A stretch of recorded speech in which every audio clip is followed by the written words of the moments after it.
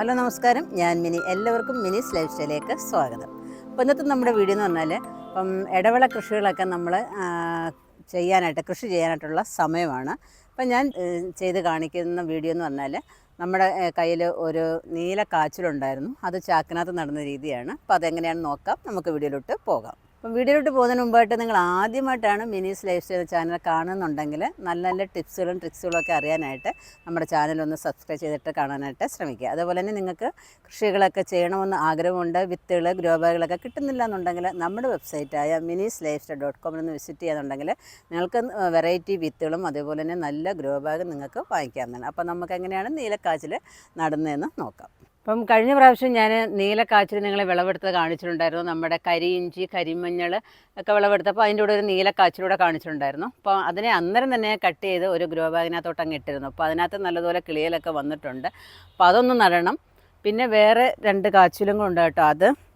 അതെന്ന് പറഞ്ഞാൽ നമ്മൾ ചാക്കിനകത്ത് നട്ട് നമ്മുടെ കാച്ചിൽ തന്നെയാണ്. നല്ല അടിപൊളി കാച്ചിലാണ്. നല്ല കിളികളൊക്കെ വന്നിട്ടുണ്ട്. കുറേ ഞാൻ മരത്തിൻ്റെ മൂട്ടിലൊക്കെ നട്ട് കഴിഞ്ഞു. ഇനി രണ്ടെണ്ണം കൂടെ ചാക്കിനകത്ത് ഇനി ഇത് പൂള് വെട്ടിയൊക്കെ നടണം. കുറച്ചുകൂടെ കഴിയട്ടെ എന്ന് കരുതി ഇപ്പം കുറേശ്ശെ ഇങ്ങനെ നട്ടുകൊണ്ട് വരുവാണ്. അപ്പം അതിവിടെ ഇരിക്കട്ടെ. അപ്പം നീലക്കാച്ചിലാണ് ഇപ്പം നടുന്നത്. അത് നമുക്ക് കാണാം. അപ്പം നീലക്കാച്ചിൽ നമ്മളാണ്ട് അന്നേ തന്നെ കട്ട് ചെയ്തിട്ടേ ഒരു ഗ്രോ ബാഗിനകത്തോട്ട് വെച്ചിരുന്നായിരുന്നു. അപ്പോൾ അതിനകത്ത് ഇങ്ങനെ കിളിയിലിങ്ങനെ വരാൻ തുടങ്ങി, എന്നിട്ട് വന്നുകൊണ്ടേ ഇരിക്കുന്നു. അതിൽ നിന്ന് ഞാൻ കുറച്ചുകൂടെ കട്ട് ചെയ്ത് ഇങ്ങനെ വെച്ചിരിക്കുകയാണ് കേട്ടോ. അപ്പോൾ കുറച്ച് ഒരു 4 പീസ് നടണമെന്നാണ് വിചാരിക്കുന്നത്. അപ്പോൾ ഒരു പീസ് തന്നെ നട്ട് കഴിഞ്ഞു കേട്ടോ. അപ്പം നട്ട് കഴിഞ്ഞപ്പോൾ വിചാരിച്ചാൽ നിങ്ങളെ ഒന്ന് കാണിക്കാമെന്ന്. അപ്പം അതിനകത്തോട്ട് നമ്മൾ കുറേ കരിയിലയൊക്കെ നിറച്ചിട്ട് പിന്നെ കോഴിവളമൊക്കെ ഇട്ടു. പിന്നെ അതിൻ്റെ മേളിൽ മണ്ണിട്ടിട്ട് അതിനെ എങ്ങനെ നട്ടിരിക്കുന്നതാണ്. അപ്പോൾ അതെങ്ങനെയാണ് നട്ടതെന്ന് നമ്മൾ നോക്കാമേ. കണ്ട് ഇവിടെയും കിടപ്പുണ്ടെന്ന്. ആ ചാക്കയിൽ തന്നെ ഇങ്ങനെ ഇരിക്കുക കണ്ട.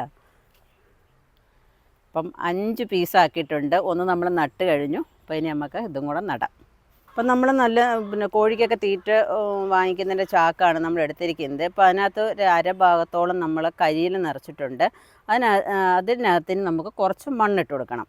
അപ്പം മണ്ണ് നമ്മൾ ഒരുക്കുന്ന വീഡിയോ ഒക്കെ കുറേ പ്രാവശ്യം നമ്മൾ കാണിച്ചിട്ടുള്ളതാണ്. ഇപ്പോൾ ഒരുക്കിയിട്ട് നമ്മൾ ഓരോ ഗ്രോ ബാഗിനകത്തോ ചാക്കിനകത്തോട്ടോ ഒക്കെ ഇങ്ങനെ അങ്ങോട്ട് വാരി നിറച്ച് വെക്കണം. അപ്പം കഴിഞ്ഞ ദിവസം നമ്മൾ നമ്മുടെ ചെടി നടുന്നതിനകത്ത് വളം എങ്ങനെയാണ് ട്രീറ്റ് ചെയ്യുന്നതിന്, മണ്ണ് എങ്ങനെയാണ് ട്രീറ്റ് ചെയ്യുന്നതിനെക്കുറിച്ച് കാണിച്ചിട്ടുണ്ട്. ആദ്യ ഭാഗത്ത് തന്നെയാണ് കാണിച്ചിരിക്കുന്നത്.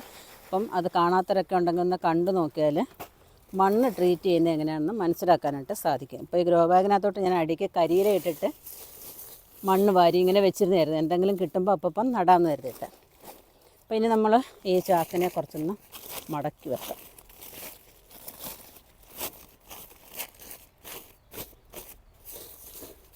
എത്ര നമ്മൾ വളം ഇട്ടെന്ന് പറഞ്ഞാലും നമ്മൾ ഒരെണ്ണം എന്തെങ്കിലും നടുമ്പോൾ ഉണ്ടല്ലോ, കുറച്ച് വളം കൂടെ അതിനകത്തോട്ട് ഇട്ട് കൊടുക്കാം. അപ്പം ഞാൻ കുറച്ച് കോഴിവളം അതിനകത്തോട്ട് ഇട്ട് കൊടുക്കുകയാണേ.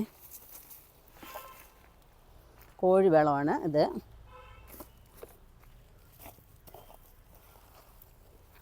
അതിൻ്റെ മുകളിലോട്ട് കുറച്ചുകൂടെ മണ്ണിട്ട് കൊടുക്കാം.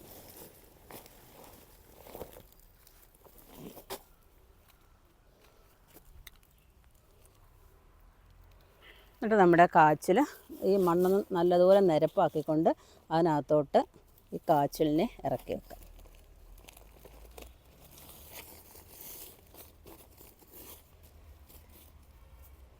കണ്ടോ, കാച്ചിലിനെ അങ്ങോട്ട് ഇറക്കി അങ്ങ് വെച്ചു. ഇനി അതിന് ഒരു സ്വല്പം കൂടെ മണ്ണ് അതിനകത്തോട്ട് ഇട്ട് കൊടുക്കാം.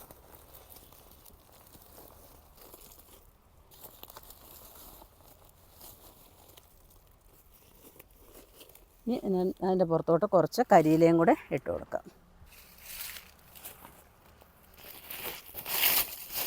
കരിയിലയൊക്കെ നമ്മളിങ്ങനെ ചാക്കിനകത്ത് നിറച്ചിങ്ങനെ കൊണ്ട് വെച്ചേക്കാം. നമ്മൾ മുറ്റമൊക്കെ അടിച്ചു വാരി തൂക്കുമല്ലോ.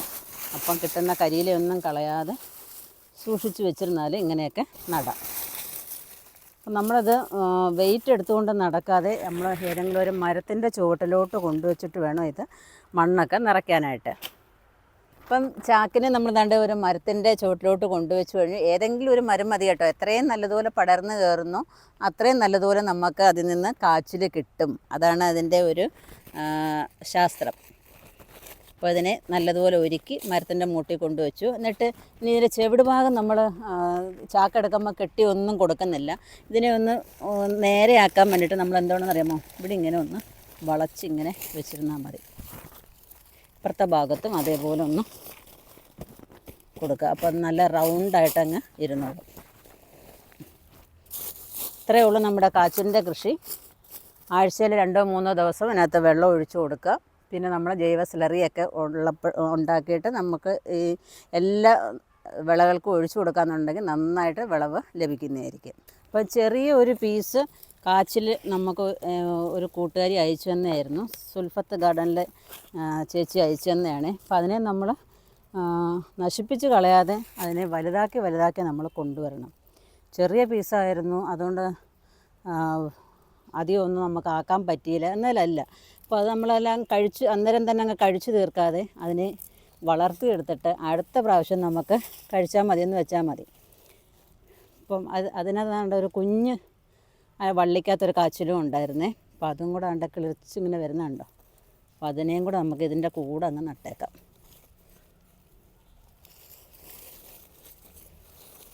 അപ്പോൾ എനിക്കില്ലാത്ത ഒരു കാച്ചിലായിരുന്നു ഈ നീലക്കാച്ചിൽ. അപ്പോൾ അതിനെ നമുക്ക് നല്ലൊരു ഫലവത്താക്കി നമുക്ക് മാറ്റിയെടുക്കണം. അപ്പോൾ അതിൻ്റെ മുകളിലും കുറച്ച് കരിയില ഇടണം. പിന്നെ ഒരു 5 മൂടാക്കി ഞാൻ മാറ്റിയിട്ടുണ്ട്. ആ ഒരു ചെറിയ പീസ് കാച്ചിലിനെ നമ്മൾ കിളച്ചെടുത്തപ്പോൾ അതിനെ 5 പീസായിട്ട് ഞാൻ ചെറുതാണെങ്കിലും കട്ട് ചെയ്തിട്ടുണ്ട്. അപ്പോൾ അടുത്ത പ്രാവശ്യം ഞാൻ കാണിച്ചു തരാം. ഇത് നല്ല മുട്ടൻ കാച്ചിൽ വിളവെടുക്കുന്നത് നിങ്ങൾക്ക് ഞാൻ കാണിച്ചു തരാം. ഓക്കെ. അപ്പോൾ ഇനി 5 ചാക്കിനകത്തൂടെ നമുക്കിനി നടാം. അപ്പം ഒരു കുഞ്ഞ് കഷ്ണം കാച്ചിലിനെ നമ്മൾ 5ആയിട്ട് നട്ടിരിക്കുകയാണ്. അപ്പം ഇവിടെ 3 എണ്ണം നട്ടിട്ടുണ്ട്. അപ്പോൾ അവിടെയും 2 എണ്ണം നട്ടിട്ടുണ്ട്. തേക്കിൻ്റെ അടുത്തും ബ്ലാത്തിക്ക എടുത്തും നമ്മുടെ കവുങ്ങിൻ്റെ അടുത്തുമായിട്ടാണ് നട്ടിരിക്കുന്നത്. ഇപ്പോൾ അടുത്ത പ്രാവശ്യം നമുക്ക് അതിൻ്റെ വിളവൊക്കെ കാണിക്കാം.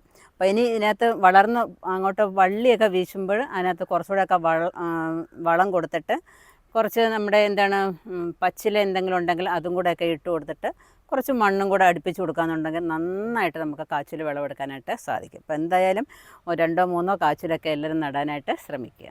അപ്പം എല്ലാവരും ഒരു 4 മൂട് കാച്ചിൽ, അതുപോലെ 4 മൂട് ചേമ്പ്, ചേന, ഇങ്ങനെ എന്തെങ്കിലുമൊക്കെ ചാക്കിനകത്തോ ഗ്രോ ബാഗിനകത്തോ അതുപോലെ ടെറസിലോ മണ്ണിലോ എവിടെയെങ്കിലുമൊക്കെ നടുവെന്നുണ്ടെങ്കിൽ ആരുടെയും പറമ്പിൽ നിൽക്കുന്നത് നമുക്ക് കണ്ട് കൊതിക്കാനിട വരാതെ സ്വന്തമായിട്ട് കൃഷി ചെയ്ത് നമ്മൾ കഴിക്കാനായിട്ട് ശ്രമിക്കുക. അപ്പം ഈ വീഡിയോ എല്ലാവർക്കും ഇഷ്ടപ്പെട്ടു കാണുമെന്ന് വിചാരിക്കുന്നു. ഇഷ്ടപ്പെട്ടിട്ടുണ്ടെങ്കിൽ ലൈക്ക് ചെയ്യുക, ഷെയർ ചെയ്യുക. സബ്സ്ക്രൈബ് ചെയ്യാതെ കാണുന്നതെന്നുണ്ടെങ്കിൽ സബ്സ്ക്രൈബ് ചെയ്തിട്ട് കാണാനായിട്ട് ശ്രമിക്കുക. ഞാൻ ആദ്യം പറഞ്ഞതുപോലെ തന്നെ നിങ്ങൾക്ക് കൃഷി ചെയ്യണമെന്ന് ആഗ്രഹമുണ്ട്, വിത്തുകൾ ഗ്രോ ബാഗുകളെ കിട്ടുന്നില്ല എന്നുണ്ടെങ്കിൽ നമ്മുടെ വെബ്സൈറ്റായ minisLifestyle.com നിന്ന് വിസിറ്റ് ചെയ്യാന്നുണ്ടെങ്കിൽ നിങ്ങൾക്ക് ഇതെല്ലാം വാങ്ങിക്കാവുന്നതാണ്. കൂടാതെ നിങ്ങൾക്ക് വാങ്ങിക്കാൻ അറിയില്ല എന്നുണ്ടെങ്കിൽ താഴെ നമ്മുടെ വാട്സപ്പ് നമ്പർ കൊടുത്തേക്കാം, അതിനകത്ത് മെസ്സേജ് ഇട്ടാലും മതിയാകും.